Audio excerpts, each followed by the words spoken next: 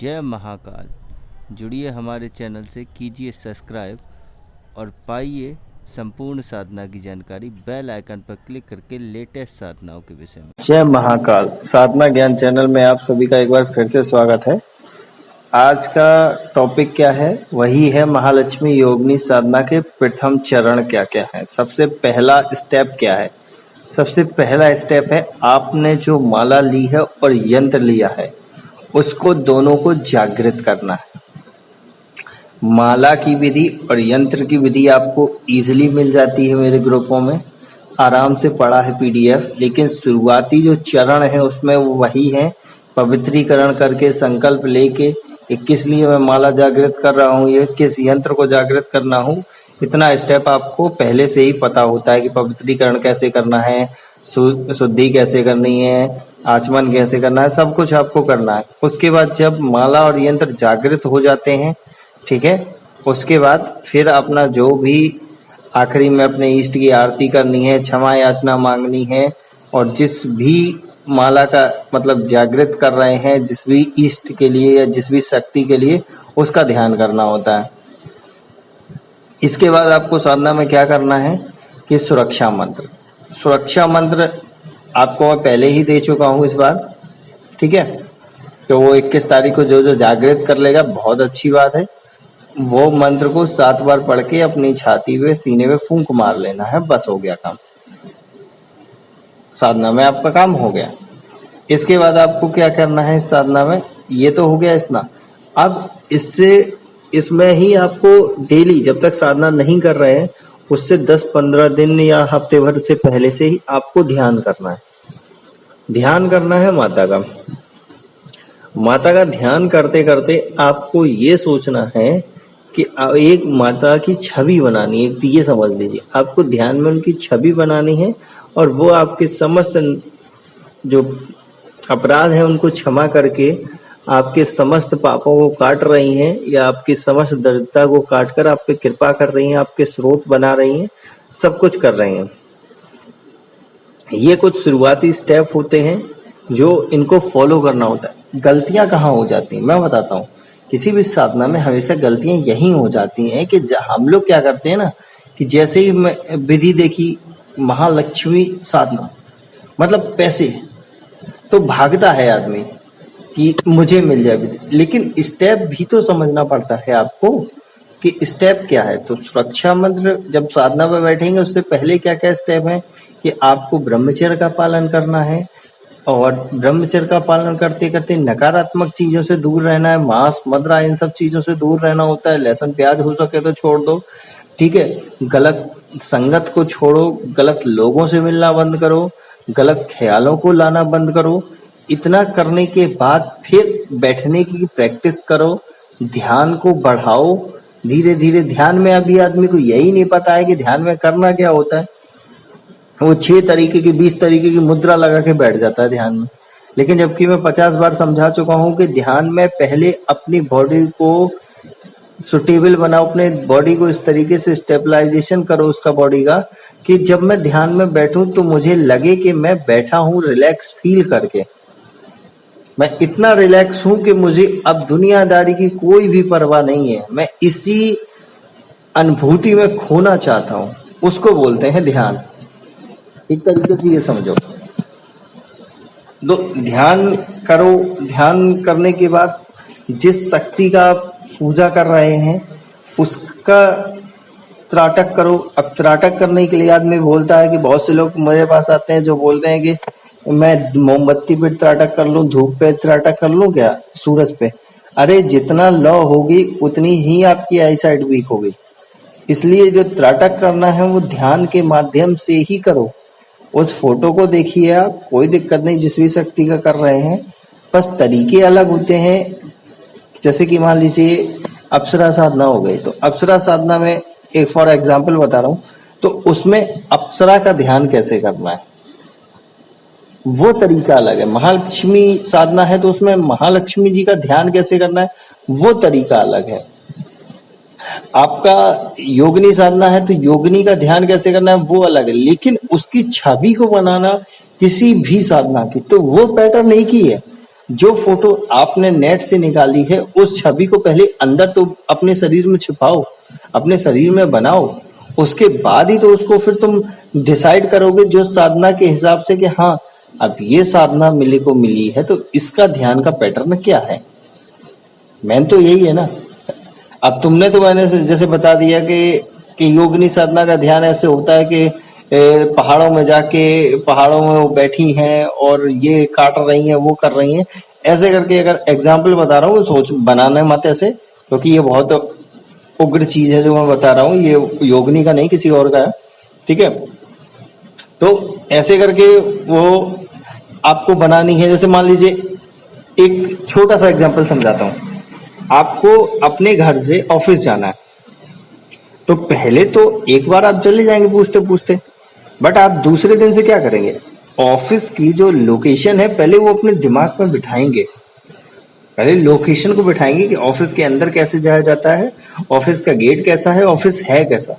जब पहले ये डिसाइडेशन कर लेंगे फिर 2-3 दिन उसी स्टेप पे चलेंगे, तभी तो आप उसके बाद देखेंगे अरे ये गली कहाँ से आती है, अच्छा ये गली तो मेरे घर के पास से निकलती है, तो फिर उसके बाद ही तो वो शॉर्टकट पकड़ेंगे ना आप। तो वही सेम पैटर्न है, पहले हमें उस देवी का या उस शक्ति का स्वरूप बनाना होता है, उसके बाद ही तो फिर हम उसके स्टेप पे चलेंगे जो हमें बताया गया है गुरुओं के माध्यम से, सिद्धों के माध्यम से, महापुरुषों के माध्यम से या वेदों के माध्यम से हमें जो बताया गया है फिर हम उस स्टेप को फॉलो करेंगे। लेकिन पहला स्टेप तो वही है ना हमारा। तो ये सब पैटर्न है, पहले इनको फॉलो करना होता है। जब तक इतना फॉलो नहीं करेंगे तब तक आपको ये समझ लो कि हमेशा प्रॉब्लम को ही झेलना पड़ेगा। और इसमें एक सबसे बड़ा डिफॉल्टर क्या आता है मैं बताता हूं। आज एक साधना में सबसे बड़ी साधना मेरे को 8 बजे करनी है, ठीक है। तो मैं क्या करूंगा, 7:45 या 7:45 बजे ही बैठने से पहले 10 मिनट पहले अपना सामग्री लगाना इकट्ठा कर दूंगा। अब उसमें आधी चीज भूल जाऊंगा, आधी कर दूंगा। अब मैं बार बार उठूंगा, ऐसा नहीं करना है। साधना अगर आपको 7 बजे स्टार्ट करनी है, 8 बजे स्टार्ट करनी है, 9 बजे, तो कम से कम आधे 1 घंटे पहले सामग्री लगा के रख लो। और सामग्री हमेशा रखो, ऐसा मैंने पहले ही बोला है कि जब भी आसन इतना बड़ा लो कि उसमें साइड में एक साइड सामग्री रख जाए, आपकी सब कुछ रख जाए और आप भी रिलैक्स बैठ जाए। ये नहीं कि पता पड़ा कि जमीन में हर चीज टच कर रही है, आपके हाथ टच कर रहे हैं बार बार, तो उसका कोई फल नहीं मिलता। तो इन चीजों को, बेसिक पॉइंटों को समझो। और सामग्री जैसे आपने लगा ली, चलिए मान लीजिए तो आपने 7:30 बजे सामग्री लगा ली, तो आप फिर बैठे हैं रिलैक्स कुर्सी पे या किसी पे। जब बैठ गए ना तो आपको ये चेक करना है कि हाँ भाई सामग्री लग गई। अब एक बार मैं मानसिक करके देखता हूँ कि जैसे मान लीजिए कि आप बैठे तो आपने आचमन किया, ठीक है, पानी है, ठीक। उसके बाद मैंने तिलक लगाया, चंदन रखा है, हाँ। उसके बाद मैंने वो लगाया, चावल रखे हैं, नहा। उसके बाद मैंने वस्त्र चढ़ाए, तो वस्त्र रखने के लिए मेरे पास मौली या कलावा जो हाथ में बांधते हैं वो है, नहा। उसके बाद मिठाई के लिए उन्होंने हाँ है, फूल है, बोले हाँ है। तो ऐसे करके क्रॉस चेक मारना है आपको, जिससे बार बार साधना में उठते नहीं। क्योंकि जैसे ही आप आसन से उठते हैं, ये समझ लीजिए आपका सुरक्षा घेरा ब्रेक, वहीं ब्रेक। और उसके बाद फिर जो एनर्जी जाती है ना, वो पूरे वर्ल्ड में ट्रांसफर होती है, पूरे में जगह हम घूमती है। तो चाहे वो अच्छा कैच कर ले या नकारात्मक शक्ति, फिर आदमी सोचता है बैठ के कि मेरे पास, मैं तो कर रहा था ये माता की साधना, ये क्या चला आया, या मैं तो कर रहा था अप्सरा, ये कौन चला आया। तो वही होता है, यही फॉल्टेज आ जाती है आप लोगों में। सफलता क्यों हाथ नहीं लग रही है और क्या प्रॉब्लम आ रही है और शुरुआती चरण क्या होते हैं महालक्ष्मी साधना के या कोई भी साधना के, यही फॉल्ट इसमें समझ में आते हैं। कि पहले क्रॉस चेक को करिएगा, समझ में आ जाएगा आपको कि बहुत इजीली, ठीक है। इन सब चीजों को जब तक फॉलो नहीं करेंगे आप लोग, आपको बहुत ही प्रॉब्लम आएगी। और मैं 100% एक चीज को बोलता हूं कि खुद करिए, हर चीज को खुद करिए, खुद ही एक्सपीरियंस करिए। क्योंकि जहां तक मैंने सीखा है ना, हर चीज मुझसे ही कराई जाती है, अभी भी और पहले भी। तो खुद जब मैं करता हूं तो मुझे पता लगता है। आप कब तक दूसरे के अनुभव सुनेंगे? कभी ऐसा मौका भी तो सोचिए कि मेरे अनुभव भी आए कहीं और मैं गुप्त रहूं, पर अनुभव जब मैं सुनूं तो मुझे लगे कि हाँ ये मेरा अनुभव था, किसी और का नहीं। कब तक हम दूसरे चैनल पे जाके ये देखते रहेंगे कि यार मुझे ये साधना करनी है, तो अच्छा इसमें अनुभव क्या होते हैं? ये होते हैं। अच्छा अब मेरे साथ भी ये होगा, अब ये सोच के बैठोगे तो अनुभव नहीं होगा। तुम फिर ही छोड़ दो, जो होना है होने दो, ठीक है? तो वो अनुभव एकदम ही अलग होंगे हर आदमी का। जब आपने देखा होगा, एक रैंडमली मैं सोच बताता हूँ आपको कि किसी भी साधना में हर आदमी को एक ही अनुभव नहीं होता। अब इसके पीछे भी रीजन है। हर आदमी एक जैसी शक्ल का होगा अगर, तो क्या कोई पहचान सकता है कि कौन किसका है? बताइए। अगर आपके 4 भाई एक ही शक्ल के हैं और एक ही एज के हैं, एक ही हाइट के हैं, एक ही वेट के हैं, एक ही बॉडी के हैं, सेम बिल्कुल डिट्टो, तो क्या चारों में से कोई पहचान सकता है माँ के अलावा कि भाई ये बड़ा लड़का कौन है, बीच का कौन है, तीसरा वाला कौन है, फोर्थ वाला कौन है? नहीं ना। तो वैसे ही सेम कंडीशन इसमें आ जाती है आप लोगों की कि अनुभव कभी भी सेम नहीं होते किसी को भी। हमेशा सबका कुछ ना कुछ यूनिक अनुभव जरूर होता है उसमें। तो आप लोग भी इसके काबिल बनिए, खुद करिए, खुद समझिए, पता चलेगा साधना होती क्या है। और मैं तो कहता हूं हर एक आदमी साधक है, हर एक आदमी साधक है दुनिया का। आप मेहनत करते हो, दिन भर जॉब करते हो और शाम को आप आके थक के आते हो, खाते हो, परिवार को देखते हो, सब करते हो, तो ये भी तो एक तरीके की साधना ही हुई। ये गृहस्थ साधना है। एक बॉक्सर जो होता है, बॉक्सिंग सीखता है, वो कम से कम एक साधना तो ही कर रहा है। और क्या करने के लिए? जीतने के लिए। एक गोल्ड मेडलिस्ट जो होता है किसी भी चीज में गोल्ड तब मिलता है ना, गोल्ड मेडल, जैसे डॉक्टर होता है गोल्ड मेडलिस्ट, उसे गोल्ड मेडल कब मिलता है? जब वो उस साधना को कंप्लीट कर लेता है कि वो दूसरे की जान बचा सके या दूसरे के लिए काम आ सके, तभी तो वो गोल्ड मेडलिस्ट बनता है। क्योंकि वो उस चीज में इतना डूब चुका होता है कि वो बिना किताब या बिना कुछ सोचे समझे उस चीज को परफेक्ट कर लेता है। तो हर एक आदमी साधक है। तो आप लोग ये सोचते हैं मुझसे होगा ही नहीं, कहीं से शॉर्टकट मिल जाए, तो शॉर्टकट साधना जगत में नहीं होता है। मैं पहले ही बोल देता हूँ, मेहनत लगती है। अगर मेहनत कोई करना चाहता है तो हमारे टेलीग्राम ग्रुप से जुड़िए, वहां आपको इन्फॉर्मेशन मिलेगी।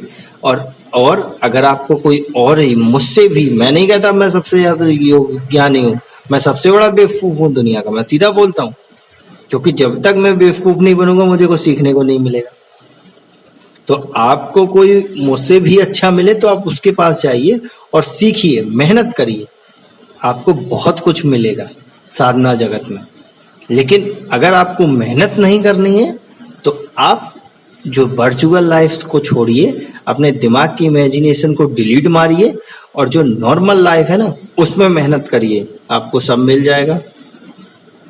तो ये तो मैंने आज समझा दिया कि असफलता क्यों मिलती है साधना में और महालक्ष्मी साधना के प्रथम चरण क्या है। अब नेक्स्ट स्टेप जो तीसरी वीडियो आएगी, इसमें मैं आपको आगे के स्टेप बताऊंगा कि ये साधना करते कैसे हैं और क्या करनी है। और इससे पहले जो आएगा हवन की विधि मैं समझाऊंगा 4th वीडियो में, और फुल विधि जो विधि है हमारा वो फुल वीडियो में आपको डिस्क्राइब कर दूंगा। अब मेरे को इजाजत दीजिए, तब तक के लिए जय महाकाल। जुड़िए हमारे चैनल से, कीजिए सब्सक्राइब और पाइए संपूर्ण साधना की जानकारी बेल आइकन पर क्लिक करके लेटेस्ट साधनाओं के विषय में।